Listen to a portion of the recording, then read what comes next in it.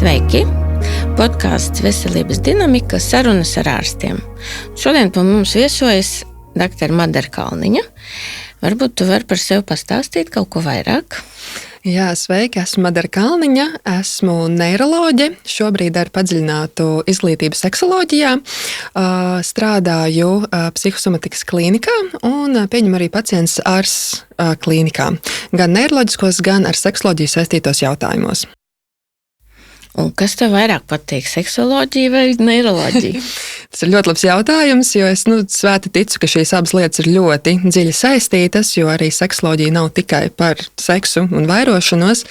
Tas ir kaut kas daudz dziļāk, kaut kas, kur tā atbilde slēpjas tiešām arī ļoti daudz nervu sistēmā, galvas smadzenēs, un tāpēc man tā grūti nodalīt. Manā pirmā lielā mīlestība tik tiešām ir neiroloģija, bet, manuprāt, ar šo te seksoloģijas prizmu arī šī neiroloģija atklājas daudz vairāk un dziļāk, pat no aspektiem, par kādiem dažreiz mēs pat neiedomājamies.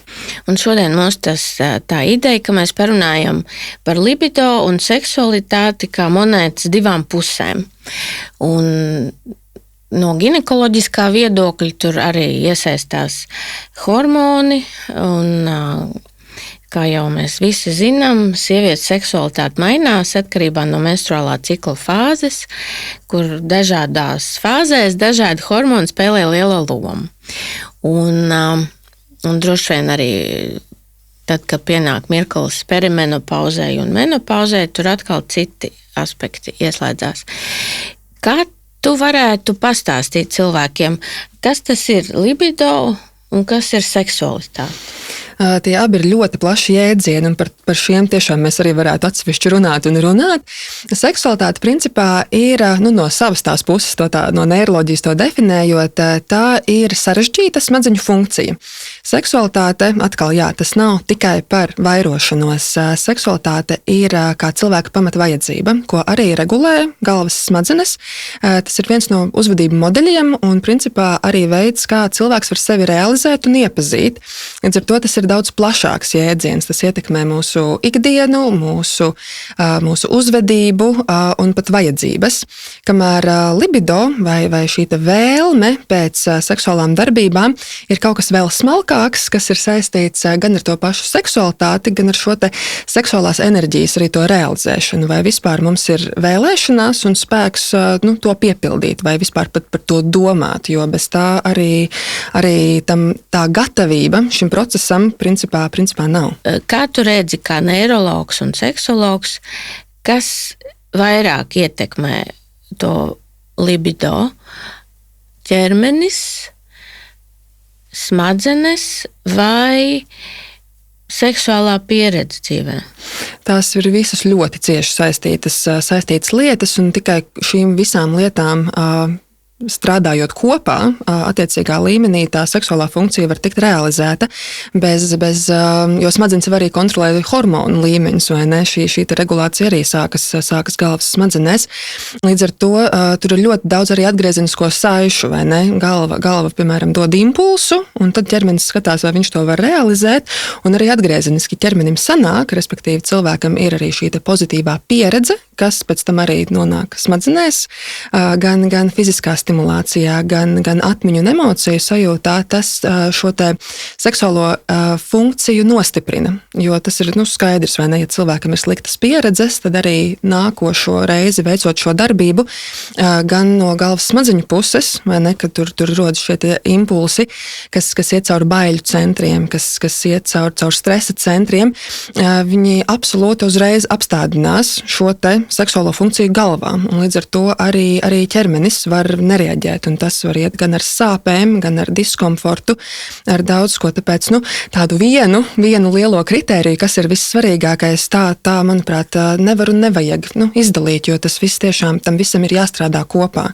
Pēc arī tā seksoloģija ir ļoti interesanta zinātnes nozare, jo viņa pieiet cilvēkam no vairākām pusēm. Tas nav tā, vai ne, ka mēs varam pateikt, tur ir viena vienīgā problēma, kur atrisinot, viss būs kārtībā, no visām pusēm, hormoni, visa. Tad tas nav tikai par ķermeni, ja? Tas nav tikai par hormoniem, tas ir arī par emocionālo pieredzi, kā tu teici, ka tas iet caur dažādiem smadzeņu centriem, tā skaitā baiļu centriem, un droši vien mēs visi zinām, gan no pieredzes, gan no grāmatām, no visurienes, ka seksualitāte uzplauks tad, kad ir drošas tās attiecības, vai ne? Tieši tā. Un sievietei, un droši vien vīrietim, abiem diviem, ir svarīgi drošība viņu kopējā komunikācijā. Tieši tā, komunikācija, kas pats par sevi droša vide un arī autonomā nervu sistēma, kas mums nodrošina vai nu stresa reakciju vai šo te tā kā mierīgo ķermeņa stāvokli, ir arī viens no pamatprincipiem no neiroloģiskā skatpunkta skatoties un runājot par seksualitāti, jo tajā brīdī, kad dominē stresa, simpātiskā nervu sistēmā, seksualitāte vispār nevar sākties. Galvā tur atkal pat ne doma, pat nekāda vēlēšanās, nekas nevar attīstīties. Un savukārt tajā brīdī, kad mēs esam mierīgi, parasimpātiskā nervu sistēma ņem to virsroku, tad ir iespēja aktivizēties atkal noteiktām smadzeņu zonām, kuras, starp citu, ir līdzīgas un piedalās arī cilvēka personības veidošanā, tāpēc atkal tā ir tāda pamatlieta, tāds stūrakmens. Un aktivizējoties noteiktām smadzeņu zonām, attīstas noteiktas ķīmiskas darbības, kas pēc tam arī sagatavo to ķermeni. Tad mēs redzam, ka hormoni, ķermenis un arī emocionālā pieredze, drošības sajūta attiecībās ir ārkārtīgi svarīgas. Un, ja atnāk pie tevis pacients, kā tu spēj atšķirt, kurš ir vadošais moments seksuālajos traucējumos? Šis, manuprāt, ir ļoti labs jautājums, būtisks aspekts, jo arī tajos brīžos, ka mums apakšā ir kāda somatiska, tāda fiziska kaite, runājot par seksuālu disfunkciju, tur tik un tā vienmēr būs tā emocionālā komponente. Pat, ja tas nav tas pirmais, kas to ir izraisījis, tā vienmēr sekos, jo cilvēki ļoti pārdzīvo, ja viņiem kaut kas neizdodas, ja ir kaut kas viņiem traucē attiecībās, un tādā veidā tas tikai atkal padziļina to problēmu, vai ne, jo, teiksim, ir kaut kāds organisks cēlonis, kas traucē šo seksuālo funkciju realizēt, pievienojas klāt emocionālā komponente, kas atkal mazina to drošības sajūtu gan par sevi, gan par attiecībām vai kā citādi, un atkal aiziet tāds sniega bumbas efekts. Un tā diferenciācija, protams, līdz ar to nav vienkārša, un principā tā praksa ir tāda, ka mēs, līdzīgi kā daudz kur citur medicīnā, mēs sākam ar to, ka mēs apskatām cilvēku arī somatiski. Ļoti bieži pie seksologā cilvēki nonāk vai nu jau pēc ginekologa vai pēc urologa, tāpēc tur šīs te fiziskās kaitas tiek vienmēr jau apskatītas un izmeklētas, ir tāda nepieciešamība. Un bieži ir tā, ka šie speciālisti no savas puses pasaka, jā, fiziski visam vajadzētu strādāt, ir jāstrādā ar galvu. Tas, man liekas, ir tas spārnotais teiciens, un tad arī tas ir tas, ko mēs mēģinam darīt. Es savām pacientiem parasti vaicāju par seksualitāti, vai viņām ir orgasms, vai viss tur ir tā, kā viņām patīk. Un, diemžēl, ļoti bieži sanāk dzirdēt, ka nejūt orgasmu un vispār nav interesi nekāda par seksuālām attiecībām. Ko tu, kā neirologs, seksologs, teiktu šādai sievietei? Tur, protams, prasītos vēl daudz jautājumu, vai ne, un sarunas, un dziļas sarunas, un sākot jau no bērnības, un vispār tās sievietes attieksmes kā tādas pret seksu, un arī skatoties dažreiz, cik brīvi cilvēki par to runā, mēs jau daudz varam saprast, vai ne, kas varbūt arī kāds no tiem vadošajiem afektiem, kas ir apakšā, un ļoti bieži tur tiešām ir arī tās pašas bailes un kauns.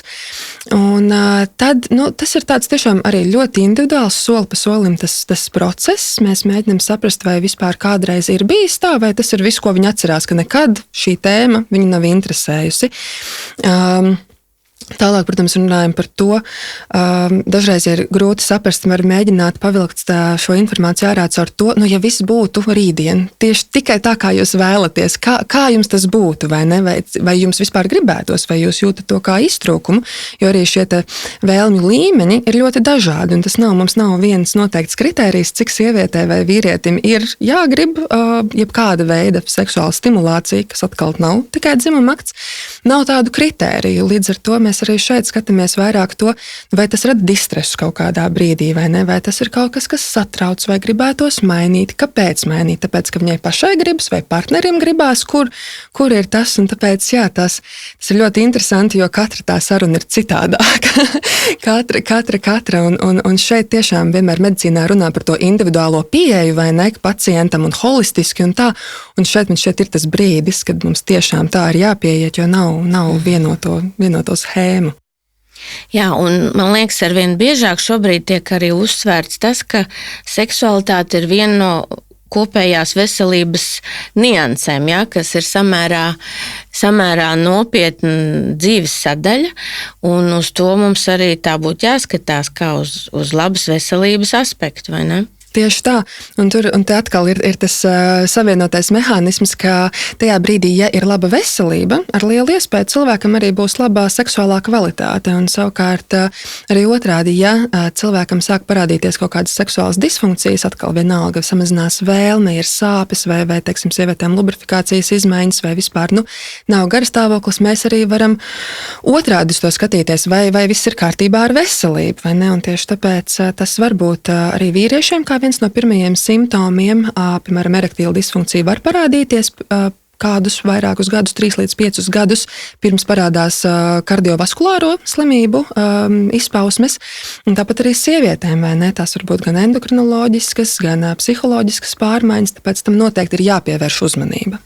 Jā, un man kā ārstam, kas strādā vairāk ar hormonu lietām, ginekoloģiskajā aspektā, es to novēroju ļoti bieži, jo viena no sūdzībām, ko sievietes stāsta perimenopauzē, ir, ka ir libido kritums ļoti izteikts, un to, protams, zināmā mērā mēs ar hormoniem varam koriģēt. Tur ir dažādas kombinācijas, un dažkārt pat, pašām sievietēm ir pārsteidzoši zināt, ka testosterons, vīriešu hormons, ir ļoti svarīgs seksuālajai funkcijai. Lūk, un vai tu vari pastāstīt kaut ko vairāk par vīriešu andropauzi, jo tāda arī mums eksistē? Jā, tieši tā. Ir, manuprāt, lieliski par šo sāk runāt. Andropauze, jā, vīriešiem tātad arī šajā te vidēji pusmūža vecumā sāk samazināties viņu vīrišķais hormons testosterons, bet salīdzinoši ar sievietēm viņiem tas notiek daudz pakāpeniskāk. Un tā ir tā galvenā atšķirība, ka sievietēm tas mēdz notikt straujāk. Līdz ar to arī tie simptomi var atšķirties, bet arī vīrietim tajā brīdī, kad sāk samazināties šis te hormons, var samazināties atkal ne tikai seksuālā funkcija, bet kopumā ķermeniskas sūdzības var parādīties, jo testosterons arī nav tikai par seksuālo funkciju, tie ir kauli, muskuļu masa, garas stāvoklis, kognitīvās spējas, tajā skaitā atmiņa, vai ne? Un līdz ar to tā arī ir lieta, kam pievērst uzmanību. Ja vīrietis dodas pie ārsta ar šādām sūdzībām, tas hormonu panelis noteikti ir tas, kas būtu jāpaskatās. Jā, jo atkal tas ne tikai ietekmēs viņu seksuālo dzīvi, bet visu veselību kopumā. Tāpat visi šie kardiovaskulārie riski vai ne metabolie riski. Vīrietim samazinoties testosteronam var parādīties riska faktori kā aptaukošanās vai ne, un cukuru līmeņa svārstības, kas atkal principā ir risks visām saslimšanām. Līdz ar to, jā, tā andropauze ir apskatāms temats, kā arī tagad arvien vairāk sāk runāt par to, ka, ja, teiksim, pārī, kas ir līdzīga vecuma indivīdi, sakrīt menopauzes sievietei ar vīriešu šo te andropauzi, tad tas var radīt vēl papildus grūtības. Tas mums iedod šo te trešo vēl dimensiju, ka mēs neskatāmies uz katru pacientu atsevišķi vai ne, bet viņi kaut kādām savām grūtībām iet cauri kopā. Un tad prakse ar pāru terapijām var būt ļoti, ļoti noderīga.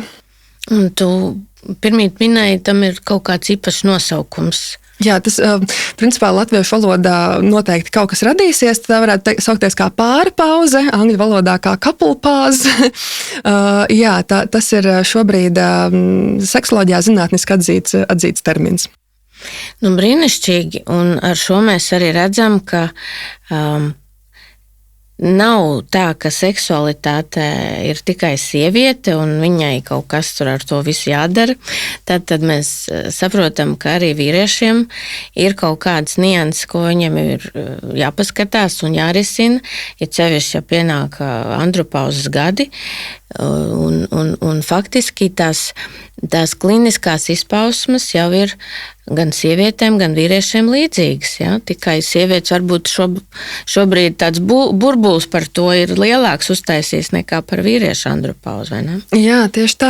Tur, protams, noteikti arī var diferencēt, par kuriem simptomiem gan vīriešu, gan sieviešu aspektā runā vairāk, jo ja sievietēm pie perimenopauzēm un menopauzēm tiešām stāsta par šiem sistēmiskajiem simptomiem, tad tajā brīdī, kad runā par andropauzi, pirmais simptoms vienmēr ir erektīlā disfunkcija. Un līdz ar to jau iezīmējās šīs te atšķirības. Un tad, kad mēs runājam par seksuālām disfunkcijām sievietēm un vīriešiem, tad klasiski sievietēm runā par daudz plašāku simptomu kopumu, kamēr vīriešiem visi pieturas pie erektīlās disfunkcijas. Bet prakse rāda, ka tā nav vienīgā lieta, un arī nevienmēr tur tiešām būs kaut kādi fiziski faktori.